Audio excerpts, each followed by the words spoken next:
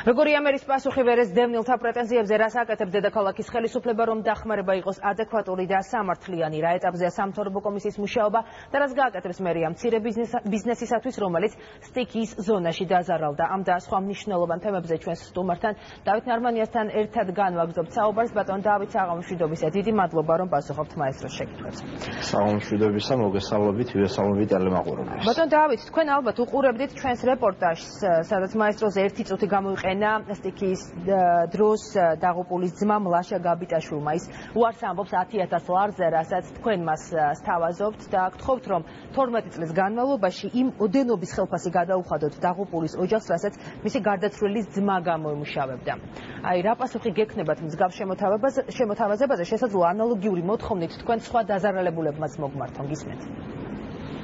პირველ რიგში უნდა აღინიშნოს ის, რომ გადაწყვეტილება დაზარალებული ოჯახების ანგარიშტორებასთან, ანუ მათთვის გარკვეული ფინანსური სახსრების გადახდასთან დაკავშირებით არ ყოფილა ერთპიროვნულად მიღებული. ეს იყო შესაბამისი მსჯელობა უწყებათა შორის კომისიაზე და ამაზე დაყრდნობით იქნა ეს გადაწყვეტილება მიღებული და შესაბამისი დაფინანსებაც ყველა ოჯახისთვის იქნა გამოყოფილი სახელმწიფო ბიუჯეტიდან. თუ სადმე რაიმე პრეტენზია არსებობს ამ შემთხვევაში, რა თქმა უნდა, თითოეულ ადამიანს აქვს უფლება, რომ გამოთქვას თავისი მოსაზრება ან დააყენოს თავისი პრეტენზია. ჩვენთვის მნიშვნელოვანია ის, რომ სახსრები, რა სახსრები ჩვენ გაგვაჩნია, ეს სახსრები გავანაწილოთ სწორედ დადგენილი წესის შესაბამისად.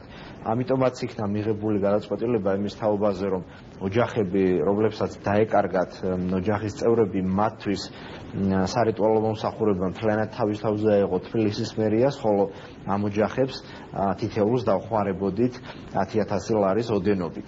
ისევე როგორც პარალელურ რეჟიმში უპირველეს ამოცანად იქნა განსაზღვრული იმ ოჯახების დახმარება, რომლებმაც დაკარგეს საცხოვრებელი სახლები, ანუ რომელთა სახლებიც არ დგას ფიზიკურად ადგილზე, ან დაზიანდა ისეთნაირად, რომ ისინი აღდგენას არ ექვემდებარება. სწორედ ამიტომაც არსებული რესურსების პირობებში ჩვენ გარკვეული პრიორიტეტების შესაბამისად მივდივართ და ეს 18 მილიონი ლარი, რომელიც ჩვენ ამ კუთხით გვაქვს განსაზღვრული შესაბამისი დაზარალებული ოჯახებისთვის ხარდასაჭერად, რა თქმა უნდა, ეს შესაბამისი პრიორიტეტების მიხედვით უნდა. თუმცა მიუხედავად ამ 18 მილიონისა და იმ დახმარებისა, რასაც თქვენ დაზარალებულებს უწევთ, მათ აქვთ პრეტენზია, რომ კომპენსაცია არ არის შესაბამისი მათი დაკარგული ქონებისა. აი, ხომ არ არის საუბარი კომპენსაციის თანხის გაზრდაზე, აი 18 მილიონი ახსენეთ თქვენ, ხომ არ არის საუბარი იმაზე, რომ შესაძლოა დამატებითი რესურსები, ფინანსური რესურსები მოიძიოს სახელმწიფომ, ან აი ეს კომპენსირების წესი გადაიხედოს, აი ამ თემებზე თუ გქონიათ საუბარი? კომპენსირების წესი, რომელიც ჩვენ შევიმუშავეთ, ამ წესის შემუშავებაში ჩართულები იყვნენ ის ადამიანები, რომლებიც სტიქიის შედეგად დაზარალდნენ. ერთის მხრივ, მეორეს მხრივ იყო კონსულტაციები საკრებულოსთან, ანუ ჩაკეტილი კარის პირობებში და რეჟიმში არ შეგვიმუშავებია, რაც შეგვეძლო, ასე ვთქვათ, ამ რამდენიმე დღის განმავლობაში სხვადასხვა ფენების ფართო ჩართულობით მივიღეთ და შევიმუშავეთ ეს წესი. ამიტომაც მისი გადახედვა არ მიმაჩნია მიზანშეწონილად, თუმცა მეორეს მხრივ უნდა ითქვას, რომ ამ წესში ყველაფერი ძალიან მკაფიოდ არის გაწერილი. მინდა ხაზგასმით აღვნიშნო ის, რომ ესეთი მსგავსი წესი არასდროს საქართველოში არ გაკეთებულა არც ერთი ზიანის შემთხვევაში. ეს არ იყო პირველი ზიანი, რომელიც დედაქალაქში მოხდა, ან ქვეყანაში მოხდა. ეს წესი გავაკეთეს სწორედ იმიტომ, რომ გაუგებრობები თავიდან ყოფილიყო აცილებული და მეორეს მხრივ არ ყოფილიყო სუბიექტური მიდგომები. წესში ძალიან მკაფიოდ წერია ის, რომ საშუალო საბაზრო ღირებულების მიხედვით, ანუ დანაკარგი საშუალო საბაზრო ღირებულების მიხედვით მოხდება ფიზიკური პირებისთვის შესაბამისი ზიანის ანაზღაურება, რაც მათ მიიღეს. სწორედ ამიტომ ჩვენ მათ შევთავაზეთ ის, რომ პირველ ეტაპზე აღწერა გაგვეკეთებინა და სწორედ ადგილზე ჩვენმა სამსახურებმა და სხვა ადამიანებმა, ვინც იყვნენ გარედან ჩართულები, გააკეთეს შესაბამისი აღწერა. ამ აღწერის შემდეგ ექსპერტიზის ეროვნულმა ბიურომ საშუალო საბაზრო ფასები დაადგინა. ახლა უკვე ჩვენ გვთავაზობთ დაზარალებულ მოსახლეობას, რომ წარიმართოს შემდეგი პროცესი, ანუ მოძებნონ მათ საცხოვრებელი ბინები, რომელთა შეძენაც განხორციელდება სწორედ სპეციალურ ანგარიზე რიცხული ფინანსური სახსრების შესაბამისად. თუ ამ ბინის ღირებულება იქნება იმაზე ნაკლები, ვიდრე მათი ასე ვთქვათ დაზიანებული ან დაკარგული სახლი ან ბინა იყო შეფასებული, მაშინ ამ სხვაობას ჩვენ ფულადი ფორმით ვიცემთ. ისევე როგორც ვინაიდან არა მხოლოდ სახლი დაზიანდა და თქვათ ზოგიერთ შემთხვევაში ეზოები, თქვათ ხეხილი დაზიანდა და ასე შემდეგ, რაც რა თქმა უნდა გათვალისწინებულია და შეყვანილია ამ ღირებულებაში, ხო?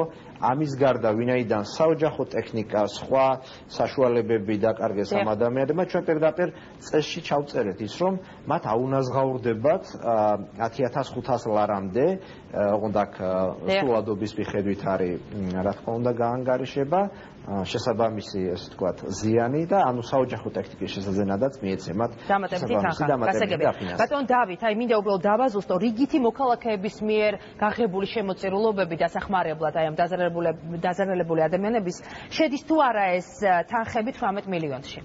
რა თქმა უნდა, 18 მილიონი ეს არის აკუმულირებული თანხა გასაგებისგან, ფიზიკური და იურიდიული პირებისგან შემოწირულობის სახით მიღებული დაფინანსება, ხოლო რაც შეეხება სხვა ნაწილს დაფინანსებისას, ეს არის სახელმწიფო ბიუჯეტიდან მიღებული დაფინანსება, რომელიც ძირითადად ინფრასტრუქტურის აღდგენის სამუშაოებს ხმარდება და ასე თქვათ გამოვიყენეთ აგრეთვე ამ ეტაპზე იმ ოჯახების მხარდასაჭერად, რომელთაც ჭირდებოდა თქვათ სხვადასხვა დამხმარე საშუალებები, ისევე როგორც თბილისის ბიუჯეტში არსებული ეკონომიები და სხვადასხვა მუხლებში არსებული თანხები, მათ შორის სარეზერვო ფონდში არსებული თანხები გამოვიყენეთ იმისათვის, რომ დავხმარებოდით ამ ოჯახებს რაიონული გამგეობების მიერ წარმოდგენილი, ასე ვთქვათ, ინფორმაციების საფუძველზე რამდენიმე ათეულ ოჯახს მიეცა ასე ვთქვათ, ფულადი მხარდაჭერა, ფულადი დახმარება იმისათვის, რომ მათ ეს მიმდინარე ეტაპზე არსებული საჭიროებები დაეხმაროს. კარგით, ბატონ დავით,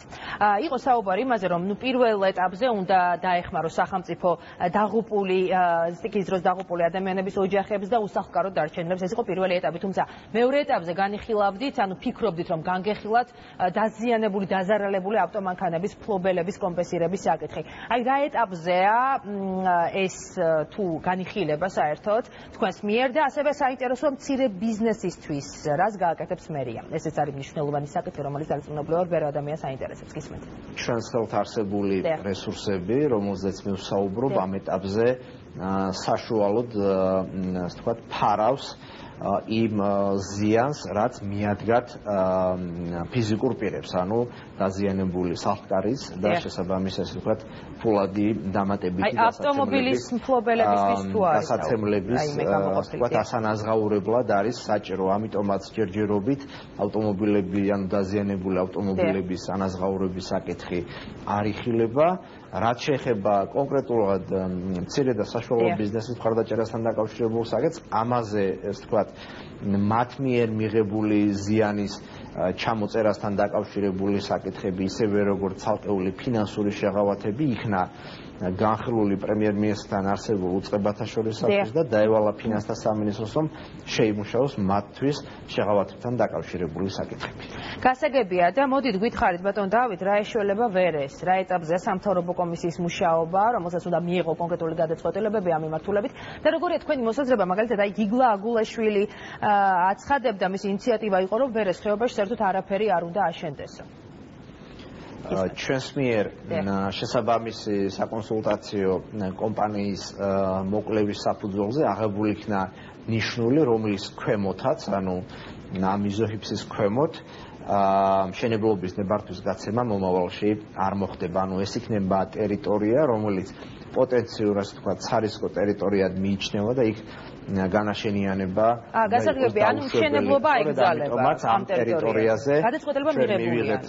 სწორედ ამიტომაც ამ ტერიტორიაზე ჩვენ მივიღეთ გამწვანებასთან დაკავშირებული პოლიტიკური გადაწყვეტილება, ანუ შემოდგომის სეზონიდან ზოოპარკის ტერიტორიაზე, მზიურის ტერიტორიაზე, სვანიძის ქუჩის ნაწილში, ანუ ამ, ასე ვთქვათ, ნიშნულს ქვემოთ მოხდება გამწვანება იმისათვის, რომ ეს ტერიტორიები იყოს მომავალში როგორც ასე ვთქვათ, ეგრეთ წოდებული ცენტრალური პარკის მსგავსი რეკრეაციული მწვანე ზონა და არა სამშენებლო და განაშენიანებასთან დაკავშირებული ტერიტორია. რაც შეეხება ზოგადად მდინარე ვერეს ხეობის მართვასთან დაკავშირებულ საკითხებს, ამაზე ჩვენ რამდენიმე გადაწყვეტილება უკვე მივიღეთ და პროცესი არის დაძრული. კერძოდ, გადაუდებელი აღდგენის აუცილებლობასთან დაკავშირებით იგივე თქვათ, წყნეთის ქუჩის 13 ნომერთან აღდგენილი კედლის გაკეთება, რაც დაუყოვნებლივ დავიწყეთ სტიქიის შემდგომ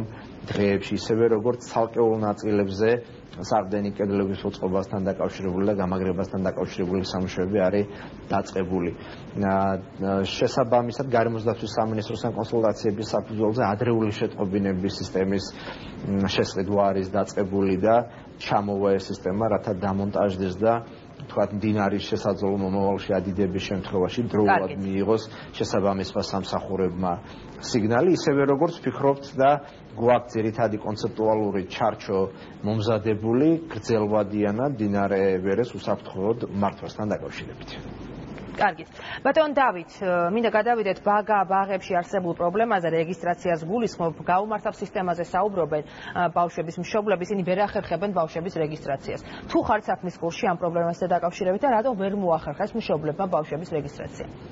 ჩვენ წელს გავმართეთ საბავშვო ბაღებში რეგისტრაციის პროგრამა ტექნიკურად, საიდან გამომდინარეც უშუალოდ რეგისტრაციასთან დაკავშირებული პრობლემები არ ყოფილა. პრობლემა შექმნა იმან, რომ საბავშვო ბაღებში, სადაც უკვე შეივსო ადგილები, პროგრამა დამატებით ბავშვების რეგისტრაციის საშუალებას არ აძლევდათ მშობლებს, ამიტომაც 80-მდე ადამიანი, რომელიც ამ თვალსაზრისით, ასე ვთქვათ, იყო ვინც ვერ დაარეგისტრირა ბავშვები მოვიდნენ ბაღების მართვის სააგენტოში, დავაწერინეთ მათ შესაბამისი განცხადებები და იმ შემთხვევაში თუ ვინმე, ასე ვთქვათ, არ მოისურვებს ბავშვის წაყვანას, ან თქვათ სხვა ახლო ბაღში იქნება ადგილები, ისინი დაკმაყოფილდებიან. სექტემბრამდე მათ აუცილებლად დავაკმაყოფილებთ, რათა, ასე ვთქვათ, თითოეულ მშობელს შეეძლოს თავისი ბავშვის იყვანა. ისე ზოგადად მინდა ხაზი გაუსვა იმას, რომ ბოლო რამდენიმე წლის განმავლობაში ჩვენი წინამორბედების მიერ რამდენიმე ათეული საბავშვო ბაღი იქნა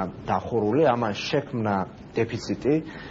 მეორე მხრივ, ჩვენმა ხელისუფლებამ მიიღო უპრეცედენტო გადაწყვეტილება და საბავშვო ბაღებში სწავლა გახდა უფასო. აქედან გამომდინარე, კონტინგენტმა მოიმატა და მეტი საბავშვო ბაღის მშენებლობაა საჭირო. სწორედ ამიტომაც ჩვენ ჯერ კიდე გასული წლის შემოდგომაზე და ამ წლის გაზაფხულზე დამატებით 3000-მდე ადგილი გავაჩინეთ საბავშვო ბაღებში. კერძოდ გავარემონტეთ არსებული ფართები, რომელიც არ გამოიყენებოდა. ერთენაცვალ მოძრაობას ჩამოვართვით 3 ბაღი, სადაც მათი პარტიული ოფისები იყო განთავსებული, იმიტომ რომ ეს იყო ყოფილი ბაღების შენობა. და აქაც დამატებით ადგილები გაჩნდა და 6 ახალი საბავშვო ბაღის მშენებლობა დავიწყეთ, მათ შორის ერთ-ერთი სექტემბერში დასრულდება და მომდევნო წლის, ასე ვთქვათ, თებერვლის თვემდე 6-ვე საბავშვო ბაღი დასრულდება და დამატებით გაჩნდება ასევე ადგილები, ისევე როგორც მომდევნო წელსაც ჩვენ და იმედია ეს დაუძლებელი პრობლემა, ბატონ დავით, ერთხელ და სამუდამოდ მოგვარდება და მშობლები, ყველა მშობელი შეძლებს ბავშვის რეგისტრაციას, ასევე სამ დაგამშვიდობებით მინდა გკითხოთ ავტომობილებზე, რომელთაც მარჯვენა საჭე აქვთ, აი რა ხდება ასეთ ავტომობილებთან დაკავშირებით და შესაძლოა თუ არა, რომ მათ მფლობელებს გარკვეული შეზღუდვები დაუწესდეთ. მარჯვენა საჭიანი ავტომობილების შეზღუდვასთან დაკავშირებით რაიმე სახის, ასე ვთქვათ, გადაწყვეტილება მიღებული არ ყოფილა, ისევე როგორც არ ყოფილა რაიმე სახის განხილვა. რამდენიმე, ასე ვთქვათ, ექსპერტის მხრიდან გამოითქვა მოსაზრება ამასთან დაკავშირებით, უბრალოდ ჯერჯერობით და ამ სტადიაზეა ერთი ხელისუფლებით, რა თქმა უნდა, ეს არც უნდა გაკეთდეს და ვერც გაკეთდება. ყოველთვის საერთაშორისო პრაქტიკის ანალიზი უნდა გავაკეთოთ, სპეციალისტები უნდა დაჯდნენ და მათ უნდა იმსჯელონ და ასე ვთქვათ, შეიმუშაონ შესაბამისი რეკომენდაციები, თუმცა ჯერჯერობით რაიმე სახის, ასე ვთქვათ, შემზღუდავი ან ამგზავრავი გადაწყვეტილება დღის წესრიგში არ არის. დიდი მადლობა. ჩვენს შეკითხვებს თბილისის მერი დავით ნარმანია პასუხობდა, გმადლობთ.